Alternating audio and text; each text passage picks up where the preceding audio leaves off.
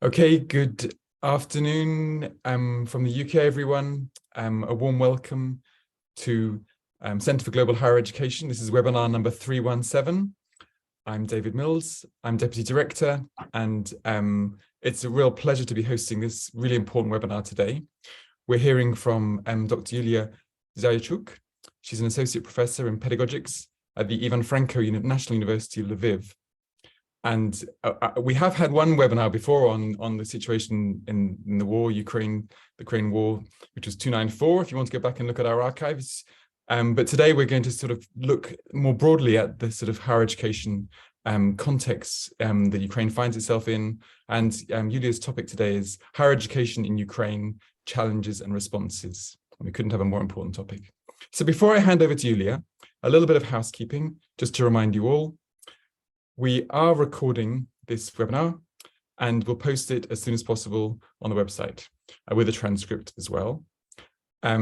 Please use please keep yourself muted unless you've been asked to ask a question. You can turn your video on. You ask questions in the chat after 25 minutes, and we recommend using speaker view so that you can see who's talking. You don't need to keep your video on during the presentation, but if you'd like to put it on when I ask you to come forward and ask a question, post in the chat and I'll invite you up. I think you all know that, so I'm not going to say any more there. And I'm immediately going to hand over to Yuliya for what's a really important topic. Yuliya, the screen's yours. Thank you very much, David. Dear colleagues, it is my great pleasure to give a talk for the webinar of the Center for Global Higher Education. Many thanks for inviting me. I will try to share my screen.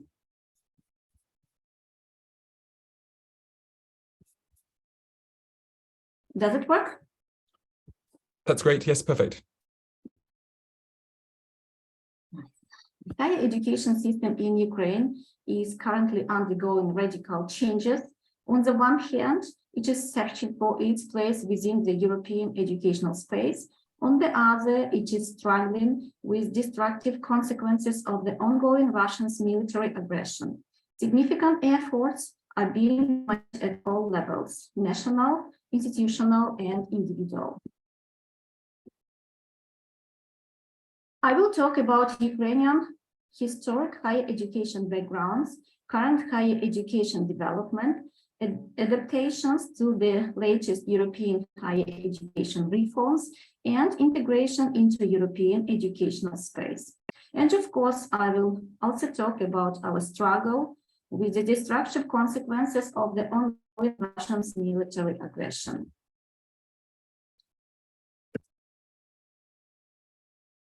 Does it work with my slides? It seems as if you've lost your slides. Could you share again?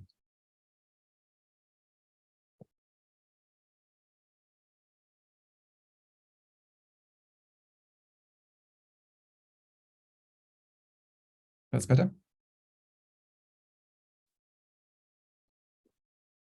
So you need to go into slideshow, perhaps. Yes.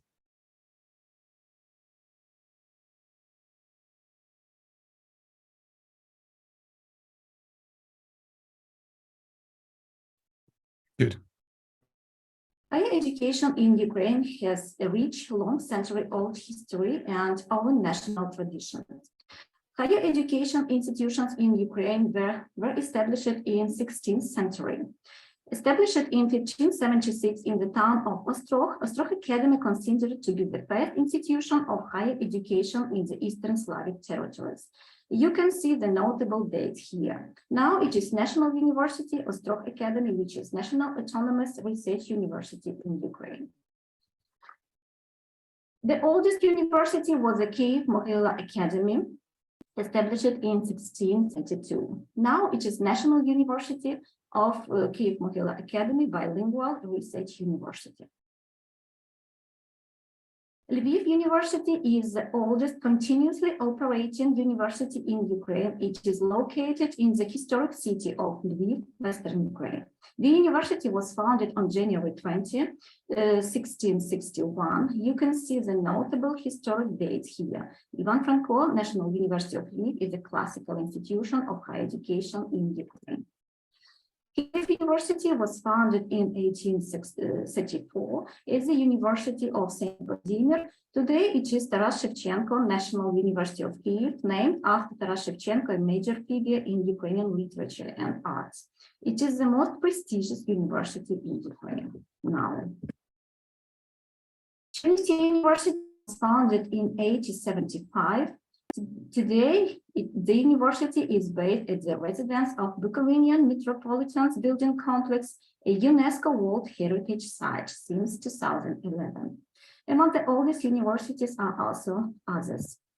So, historically, Ukrainian lands were divided between foreign powers. According to this, different systems of education existed in different parts of the land established by the corresponding governments. Only after achieving national independence in 1991, a unified and independent Ukrainian system of education started development.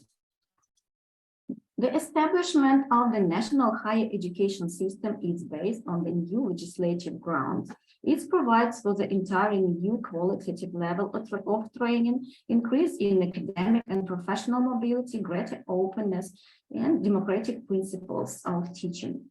The legal framework for Ukrainian higher education is the Constitution of Ukraine, Law on Education, Law on Higher Education, and New Law on Higher Education. Joining the Bologna became unquestionable success for Ukraine and a positive step towards integrating Ukrainian education into the European higher education area. This took place on June 2005 at the fourth summit of Bologna process in Bergen. Ukraine joined the Bologna Declaration in order to participate in the harmonization of European higher education architecture via compatibility and comparability of the regional education systems. Ukraine is trying to occupy its own niche at the international level. Integration into the European educational space for Ukraine means participation of Ukrainian university in European educational programs, approaching of Ukrainian higher education to standards and strategy of the European higher education area, European qualifications framework, and European research area. Adaptation of the main principles of the European education to Ukrainian national values, and creation of an innovative environment in the new social and economic order. I would like to assert that integration movement of Ukraine to the European Union is a strategic direction of its development, and participation of Ukrainian higher education in the integration processes in the European higher education area aims at acquiring more and better features and qualitative changes in the educational structure and university curricula. At present, European higher education reform strategy involves several directions. They are the following: structural reform in educational management and governance, and reform in educational funding. According to these, let us examine what has already been done in Ukraine in the frame of the structural reform. The most striking result of Bologna has been adaptation of study courses to the two-cycle bachelor-master degree study system and implementation of a PhD degree programs in Ukrainian universities that significantly benefits international mobility of Ukrainian students. In 2006-2007, students of Ukrainian universities were integrated into a two-cycle graduate study system, which corresponds to Bologna. The Bologna reform in Ukraine during 2006-07 also led to implementation of European credit transfer system and the diploma supplement of the European standard. With this diploma supplement, the qualification visible and easily comparable abroad. These changes have contributed to intensification of the international academic mobility. The changes enabled Ukrainian students to study abroad without suffering academically. Ukrainian students benefited from this more and more. International students were also encouraged to study at Ukrainian universities. Some of the higher education institutions have already introduced joint degree programs. Another important component of the international academic mobility is partnerships that create opportunities for joint research and mobility of researchers. The second direction of the European higher education reform strategy is reform in educational management and governance. According to Professor Walter, it is a silent revolution in higher education. What has already been done in Ukraine in the framework of the reform in educational management and governance? Ukraine has worked out new mechanisms for rectors, deans, and department head election, maximum of 2 terms, and other positions pointed out here. It is about granting rights for the universities to manage their own revenues. The goal is to encourage private investment, fundraising, and to dismantle the top-down Soviet model of university management. Further, add here that within the framework of the development of the national quality assurance system for higher education and in compliance with European standards, Ukraine has established a separate governmental unit called the National Quality Assurance Agency.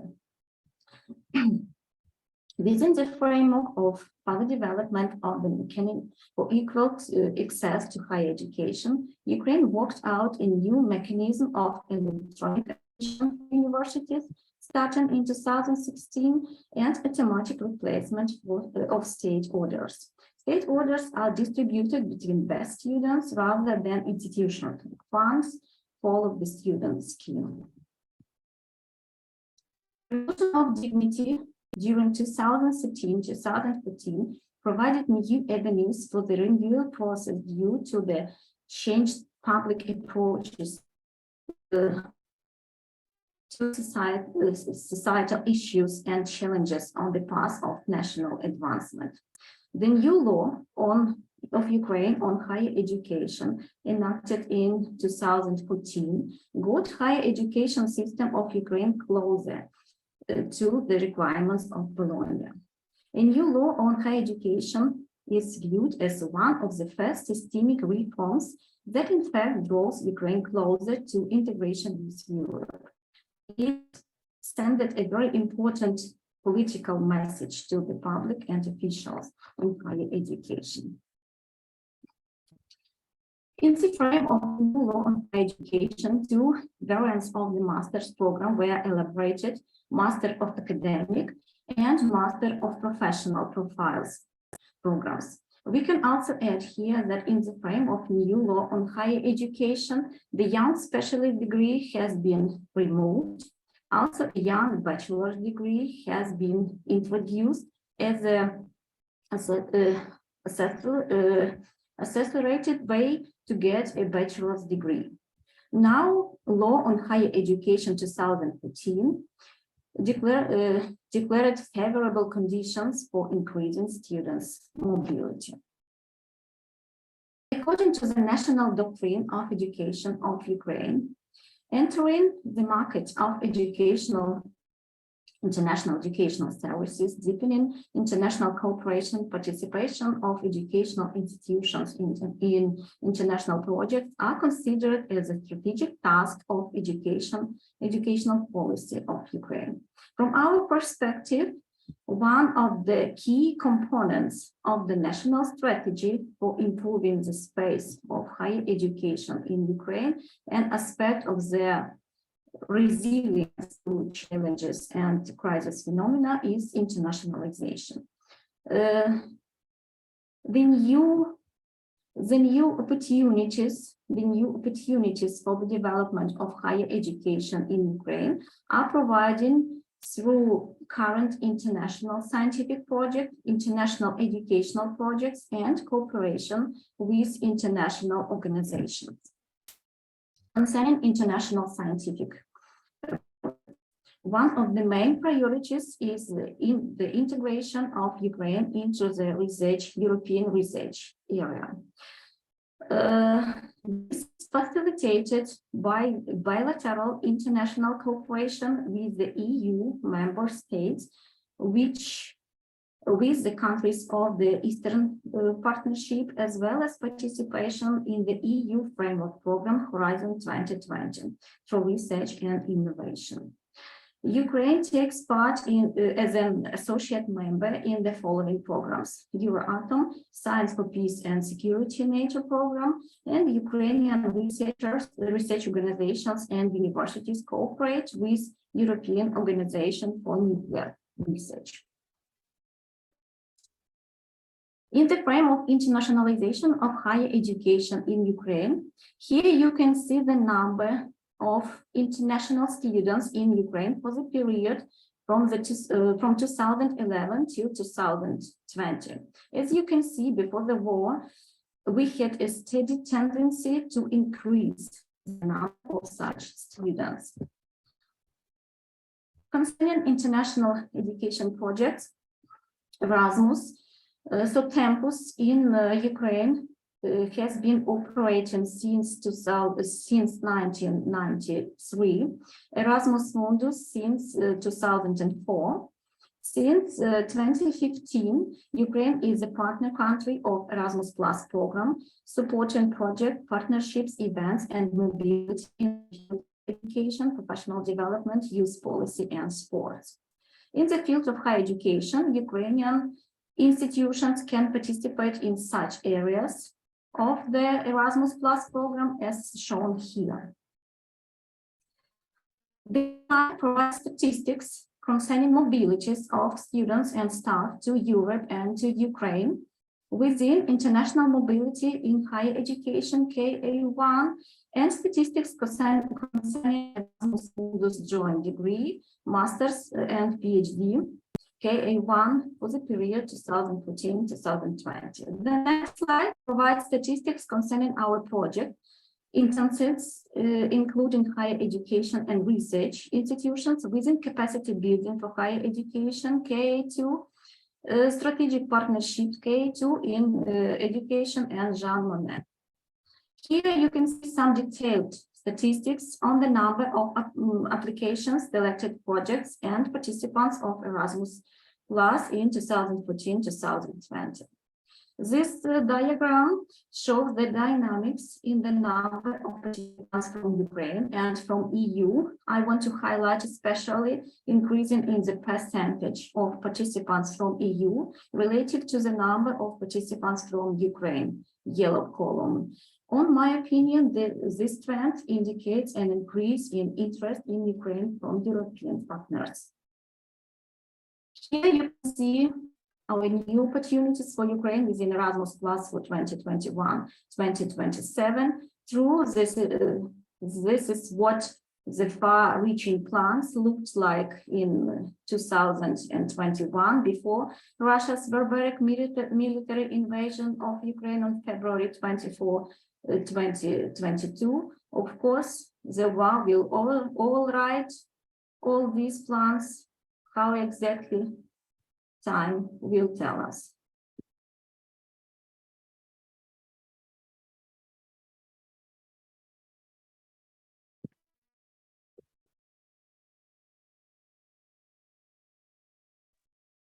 Our example to illustrate internationalization at the institutional level is Franko National University of Lviv, where I'm working. Here you can see our results in the frame of the university program strategies.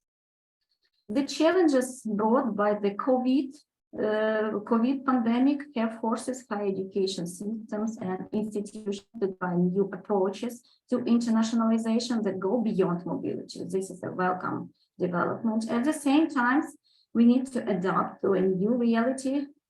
Need to adapt to a new reality can also lead to innovation. For instance, some institutions have found innovative ways to stimulate an international experience without physical presence. To achieve this, institutions focused on online and blended educational methods that still make internationalization of higher education possible. It was the response to new global higher education realities, which required the internationalization of the implementation of new ideas, new formats, and content of educational activities in the context of the strategy of internationalization of higher education and its practical implementation. I can also share my experience in practical implementation of the results of internationalization of higher education. In this case, two program strategies of internationalization at the institutional level were implemented, namely joint global classroom and visiting lectures. International interactive online classes for students of Franko National University of Lviv in collaboration with colleagues from the University of Manitoba. For example, at the present time of war, it is important to keep Ukraine's educational and scientific potential and work together with international partners. That's why we continue our series of international online interactive classes with the University of Manitoba. Another example, lectures for students of Franko National University of Lviv. Visiting lecture was given by the colleagues from Canada, Finland, Germany. Lecturers shared their experience as university teachers or as an expert in and higher education consultants. Now I must talk about our deep bloody wound, the wound caused by the Russian military invasion of Ukraine. Russia's ongoing military invasion of Ukraine caused enormous suffering for the Ukrainian people as a whole and created extremely difficult challenges for the Ukrainian universities. How universities continue fulfilling their missions in these dramatic circumstances. Russia's war against Ukraine forced higher education institutions of Ukraine to face numerous challenges. First, to survive, to continue the quality educational service providing, to preserve scientific potential, to adapt to new conditions, not losing hope for further development. University has become a powerful outpost for the preservation and development of scientific and technical potential, as well as the training of future qualified specialists of the European level for the post-war reconstruction of our state. As of the beginning of the Russian invasion of Ukraine on February 24, 2022, there were 281 institutions of higher education in Ukraine. As of August 15, the beginning of the new academic year, in Ukraine, due to the Russia's full-scale aggression, 43 institutions of higher education in Ukraine were damaged. 5 institutions of higher education were destroyed by the shelling of Russian invaders. In general, for all types of educational institutions, we have a terrible picture. 286 educational institutions were destroyed, 2,300 were damaged, 1,180 educational institutions are under occupation, and 1,072 children were injured. Statistics change every day because the war is ongoing.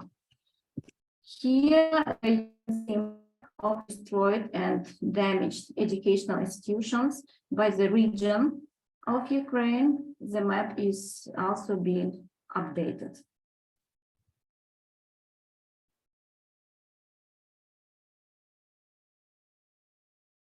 Despite all the troubles and suffering that the Russian military invasion brought to Ukraine, the system of higher education managed to adapt to the war.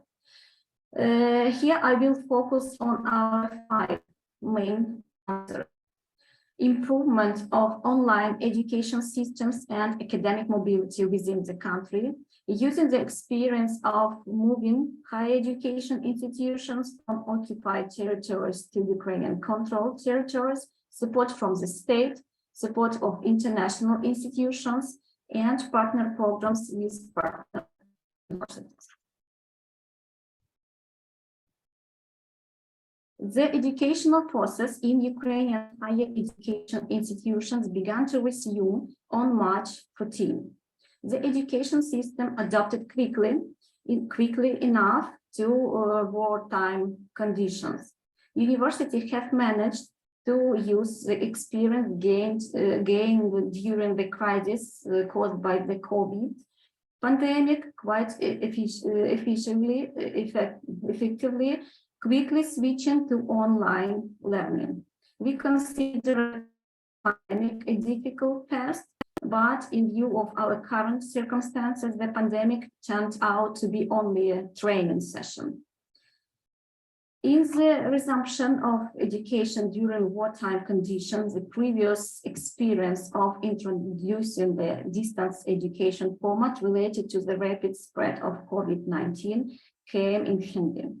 However, it should be emphasized that in the system of higher education of Ukraine during the COVID years, there was no systematic transition to distance learning as a new normal. Instead, we hoped that with the lifting of quarantine restrictions, education would return to business as usual. In the current conditions of the war, it is impossible. Destroyed institutions of higher education in Kharkiv, Zaporizhia, Mariupol, and others cannot be rebuilt instantly, but their students must continue their studies. Therefore, many efforts are being made to improve online education systems and academic mobility within the country. As for the most part, the educational process took place remotely in synchronous or asynchronous modes. This allows to apply an individual approach depending on the circumstances of the teachers and students.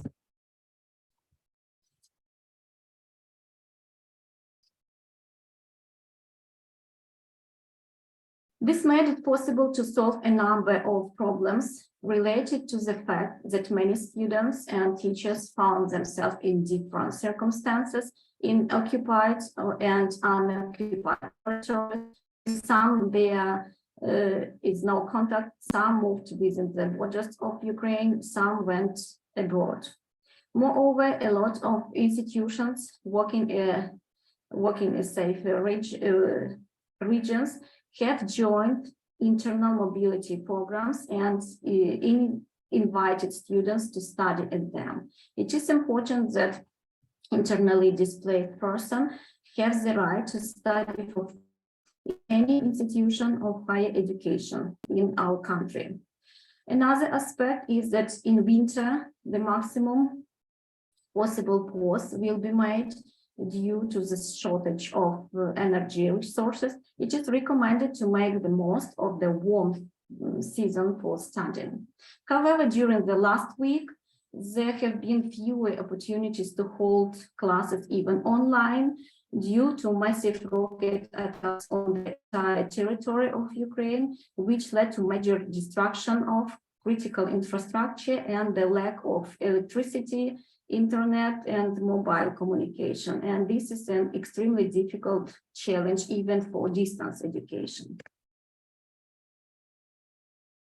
Next response of the higher education system of Ukraine is using the experience of moving higher education institutions from occupied territories to Ukrainian-controlled territories.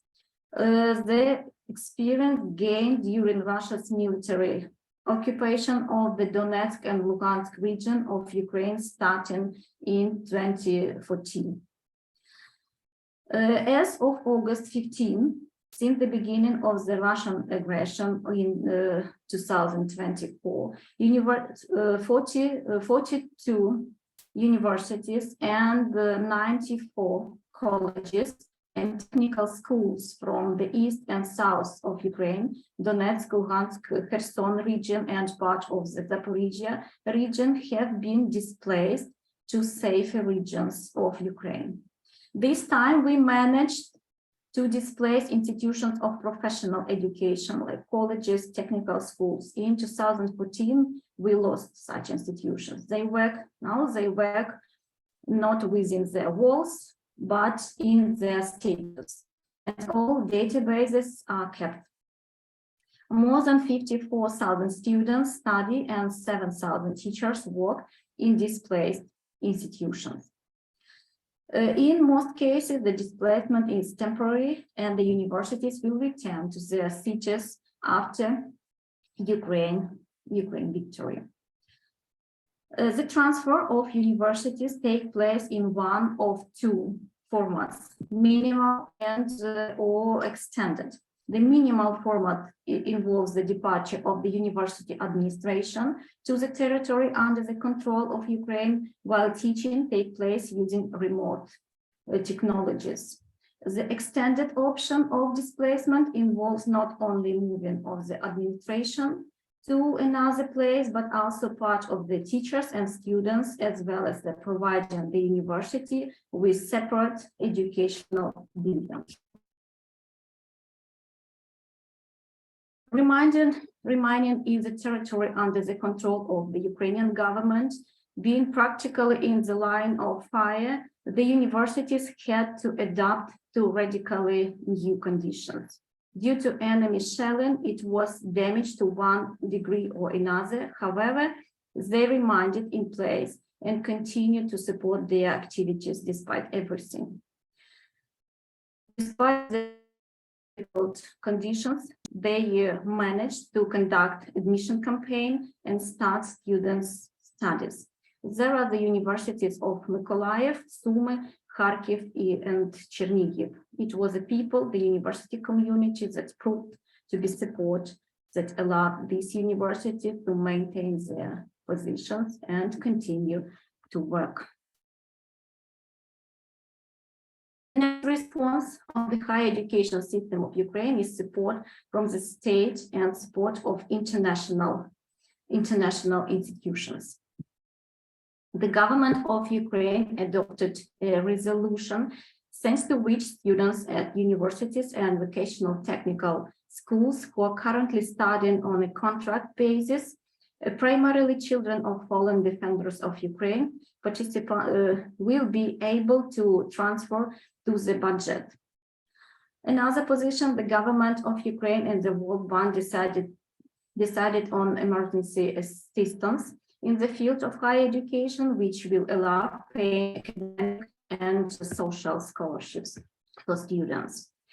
The UK National Academies with the Council for At-Risk Academics established a Researchers at Risk Fellowship Program. The first priority of the program will be the response to the Russian invasion of Ukraine, which has exposed Ukrainian-based researchers to direct threat. Another position as part of the EU response to the Russian invasion of Ukraine, and EU dedicated fellowship scheme will provide support to displaced researchers from Ukraine. Another option, this scientific ERA for Ukraine, this scientific initiative wants to support researchers of Ukraine by providing them with an overview of all existing actions at European level. There are many other programs that support Ukrainian scientists from universities in Germany, Poland, Lithuania.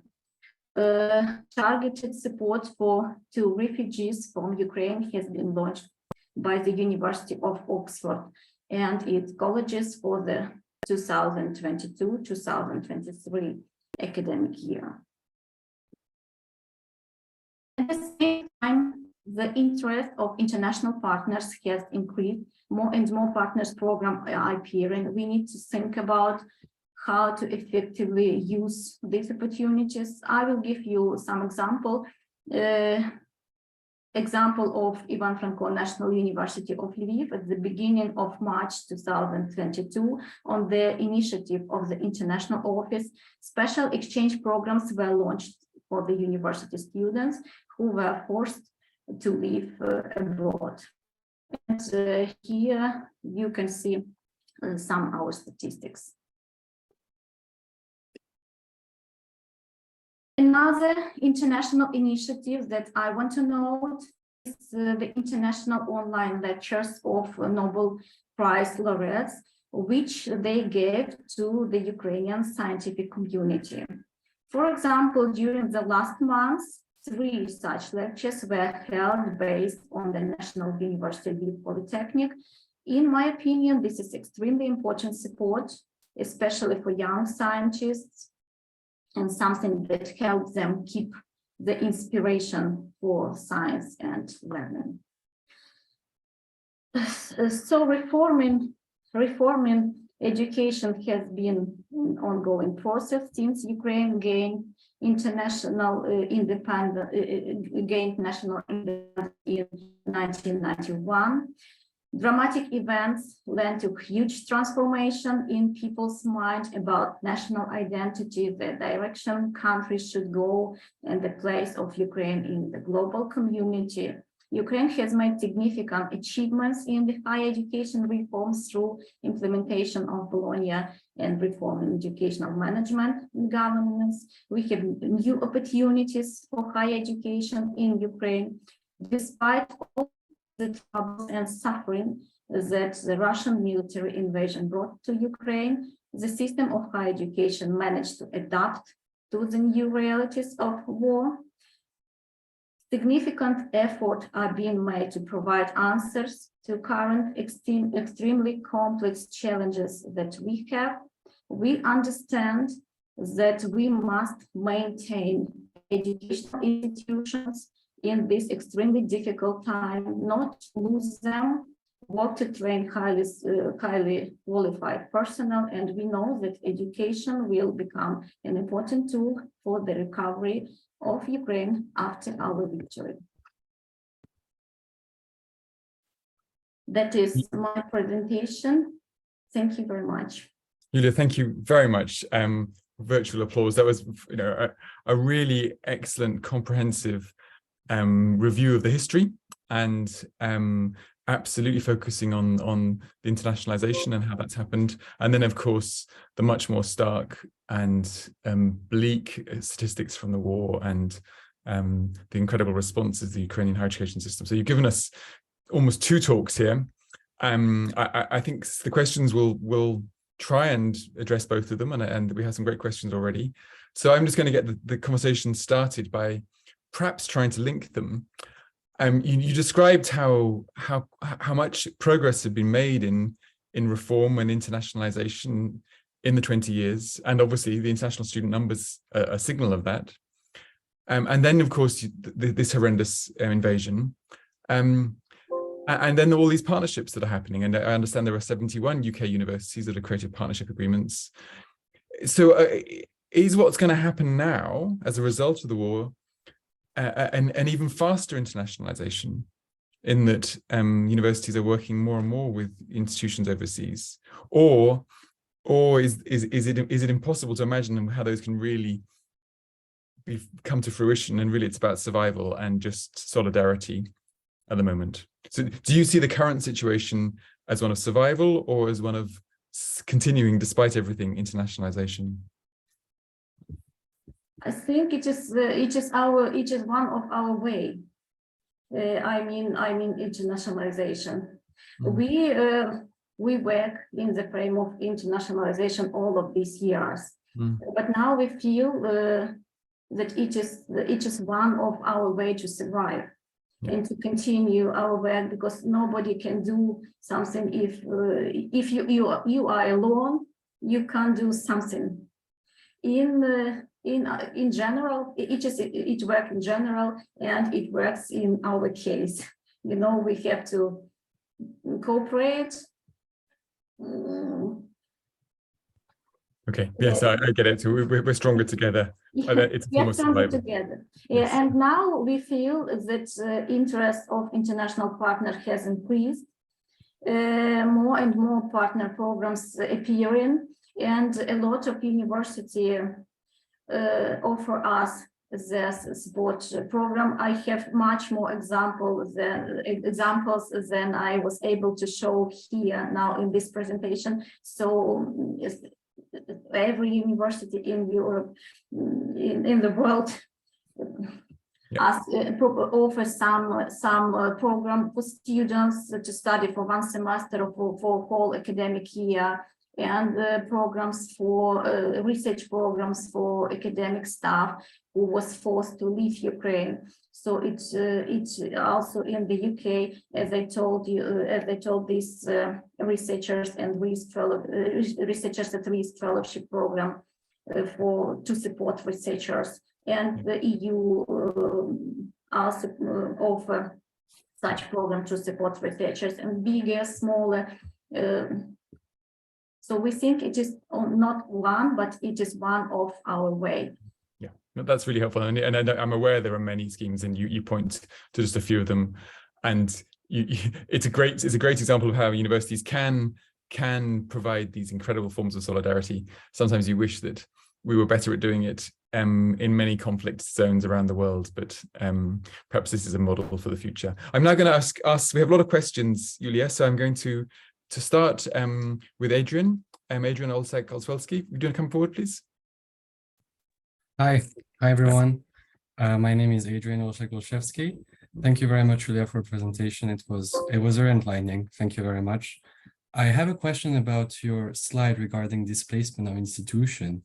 You mentioned that more than 100 institutions were displaced in the beginning of the war, and they could opt for two modes of displacement, either minimal or extended.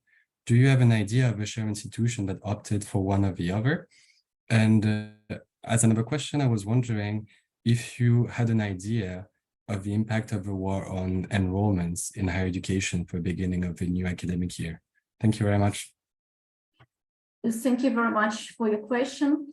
Actually, this displaced university, unfortunately, we had an experience from 2014, from that period, again during Russia's military occupation of Donetsk and Luhansk, and some of that university have a second experience. It was like they moved that time, and now they were forced to move another time. So many experience, unfortunately. And we have at the website of our Ministry of Education and Science, we have full statistics about this. So all of that university are there in the list of the Ministry of Education. I can tell you about the most known universities of Ukraine. For example, University from Kherson now displaced to Ivano-Frankivsk region, to the city of Ivano-Frankivsk, and they, for example, they have a separate building. They have separate building in Ivano-Frankivsk that University of Ivano-Frankivsk gave offered to the University of Kherson, and they started joint meeting with participation of rector of the Ivano-Frankivsk and rector from Kherson. So they started all of this process. I mean, academic year, they started it together.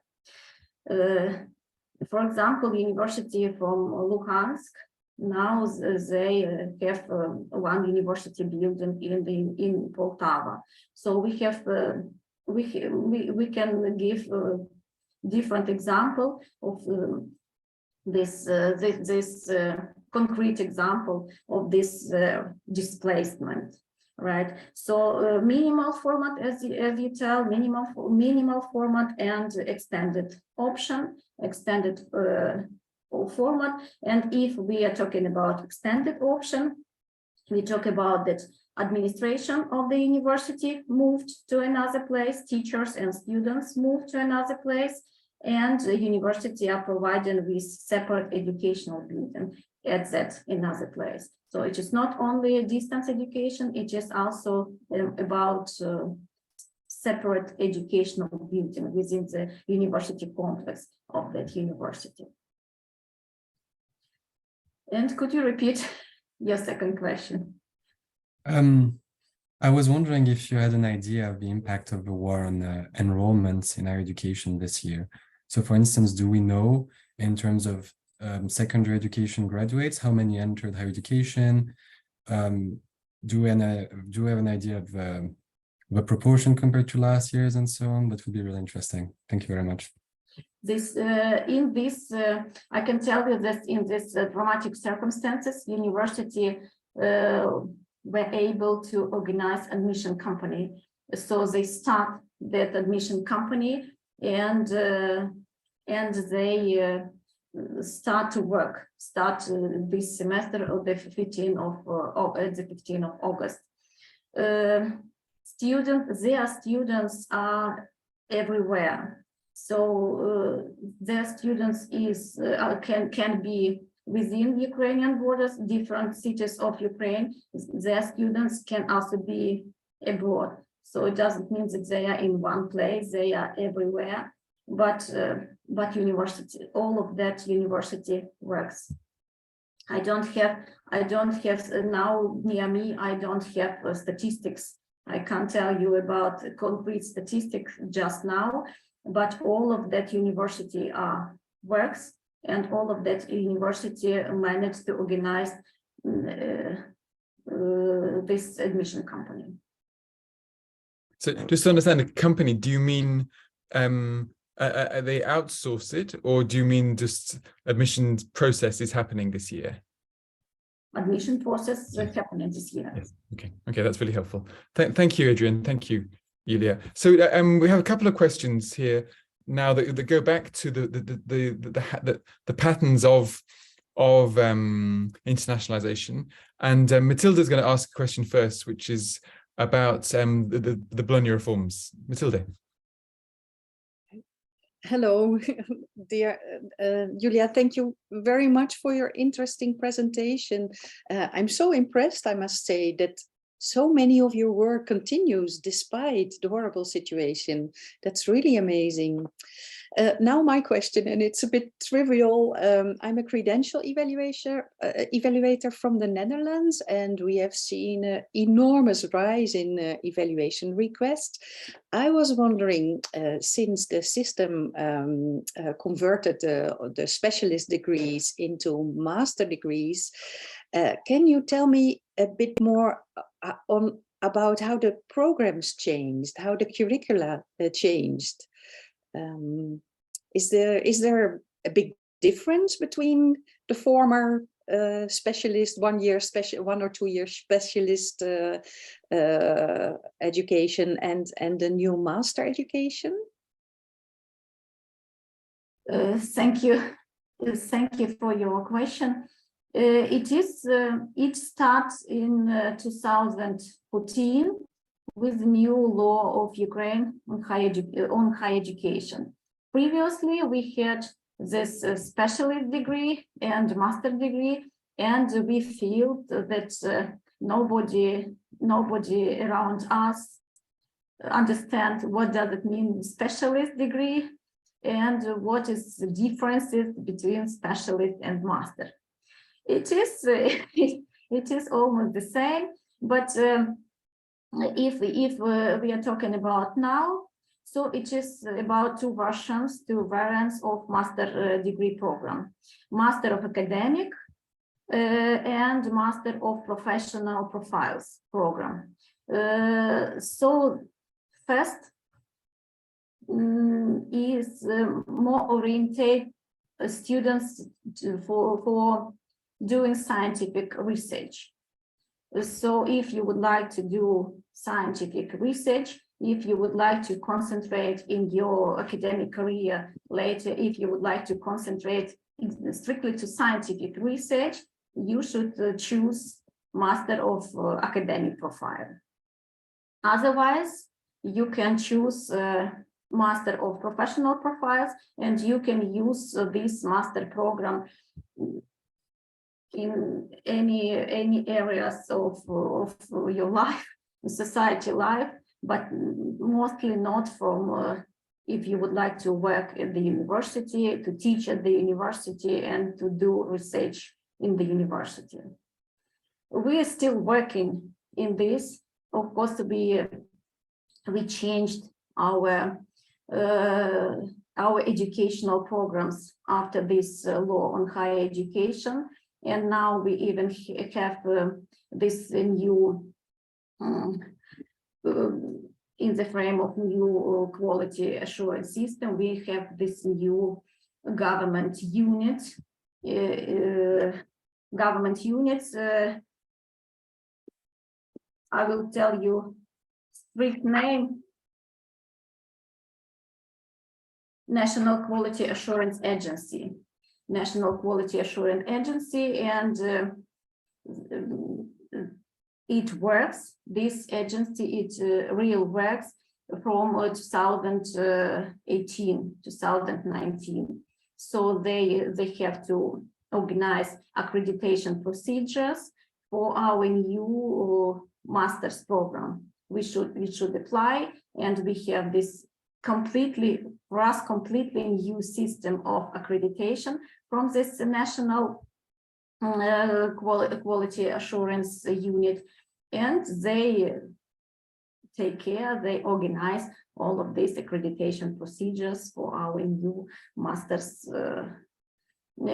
educational program. And we have such experience. For example, in my department where I am working, we have such experience of this completely new system of accreditation from two years before we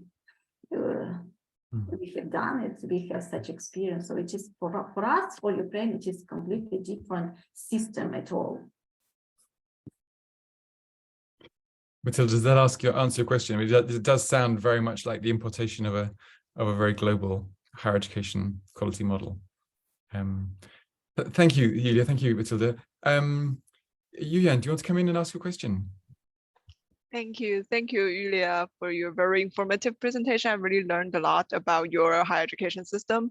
And another huge topic of your presentation is pandemic. So I am really wondering, how does pandemic influence the interest to apply and enrollment and academic performance of international students studying in Ukrainian universities, both in person or remotely? Thank you very much. Thank you very much. Thank you very much for your comment and for your question. I would say pandemic does not have a big influence for our students. We have the same amount of students before and after pandemic in our university, I would say. We had at the beginning, of course, we had only online learning, but then we turned out to have a blended, like system of blended learning. We try to have online learning and on campus learning during pandemic. We tried to organize all of this, and we have a lot of lessons from that time. I would say that we use our experience in the frame of distance education. We use it now, and that's why now we were able to do it quickly. I mean, to go to online learning, because with that pandemic situation, we had a lot of experience in that. We tried to organize new new forms of our work. As I told you, we try to organize this internationalization examples that was possible to do online. We try to communicate with our international partners. We try to invite people to our classes. We also try to, they also invited us to their classes. So we try to keep contact, to be in touch, and even we were able to organize academic mobility. Sometimes it was about virtual academic mobility for our students, and sometimes when a university, partner university, I mean European partner university, if they invited our students, if their situation allowed them to invite our students, so our university allowed them to go. And we have a lot of examples of academic mobility of our students, even during pandemic period. It depended on European university. If it was okay with their situation, so our students went. Thank you very much. Thank you. Great, thank you, Yuliya. It's amazing what's been achieved. Maya, my colleague in the department, has asked a lot of questions, but I'm only going to give her time to ask one right now. Maya, it's over to you. Thank you, David. Thank you, Yuliya. It was great to listen to your talk and to receive the latest information about the situation. I would just choose one of my questions on the internationalization and westernization. So very often in the literature, internationalization is used as a synonymous term to westernization, or westernization is used as a synonymous term to internationalization, especially when we talk about higher education in our region. So what would be your reflections on that if you think about the links, about the activities, international activities, education-related student exchanges, etc., that you mentioned, as well as research-focused activities of universities? Are they entirely European Union facing? Or are there groups of people, groups of universities where you see a lot of activities, lots of links with former Soviet countries or Japan, China, or African countries, even the US? Can you tell us a little bit more? How diverse is that picture? Thank you. Thank you, Maya. Thank you, Maya, for your question and for your support. I would say if you tell internationalization, for Ukrainians, it rather means Europeanization. We feel that we should be part of European higher education space and European Union. And for us, I think that internationalization for us is Europeanization more than westernization, I would say. Of course, we have this bilingual contracts between our university, between Ukrainian universities and Canadian universities. For example, we have exchange programs with the University of Manitoba, for example, University of Edmonton, for example, and it works. It works in the field of exchange students, in the field of exchange, teacher exchange. But mostly, I would say it is about Europeanization. It is about this continental level. For me, I would say. Thank you. I don't know if I answer your question. Well, I mean, Absolutely. But what determines that? So why are there not more links with Turkey, for example, or even Baltic countries, or, on the same continent? See, what do you think is the reason behind that? We have just started. we have just started, and then we will continue. I would say for now, it is like this. Also, we have a program with Turkish university, which is also exchange program. It also works for our students and for our staff exchange. It names Mevlana, for example. It is about exchange with Turkish university. Now we're more orientated, I would say, for this Erasmus program, Erasmus K1 and Erasmus K2. For that big, we try to find partner universities. Right now it is another situation, but before the war, we tried to find partners in European universities to organize this, to organize project for Erasmus Plus K2. Now we will have a lot of changes, I would say. With after February 2022, we will have a lot of changes. Our first task to survive, and then we will continue with all of this. And yes, absolutely. And as you mentioned, and as David also mentioned, this can be actually there may be even more opening up and even strengthening of international links subsequently, seems to me. Whereas the links that Russian academics have had with internationally, actually, I think this war will drain Russian academia. So all the best academics are leaving now, and it will have absolutely negative impact on that. So very different impact the war will have on these two countries, I think, and internationalization. So let's hope. Let's hope. Let's hope, yes. Maya, thank you very much for that, because I think you presented just last week or the week before on the situation facing the Soviet university.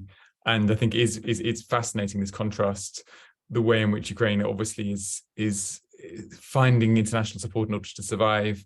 And obviously its international student profile was from the region as well as from India and Turkey, but there is a sort of interesting contrast, and by becoming more European, you're able to become more attractive to international students. So there are many dynamics of internationalization. Yuliya, we've run over time. It's 3:02. We've had some great questions. You've been given us a very good guide. You've been a very careful and thorough guide to the historical emergence of the university system and its Europeanization, as you put it. Through sticking to the Bologna process and its requirements, and then of course to the terrible events of this year. So all our thoughts go to you all and to all your colleagues. We are so impressed that you're managing to keep going and the partnerships continue to thrive. So very best of luck for what happens next. And thank you again for updating us. That's what's happening. Thank you all, everyone, for coming today. Tomorrow the transcript will be posted, and you can listen again. Come on Thursday, we have this first of a 4-part series on African research futures. And the title of Thursday's talk is Biographical Narratives of African Postdocs in the Global Academy. We'll see you at 2 o'clock on Thursday if you can make it. Thank you very much, everyone. Thanks, Yuliya, again. Bye-bye. Thank you very much.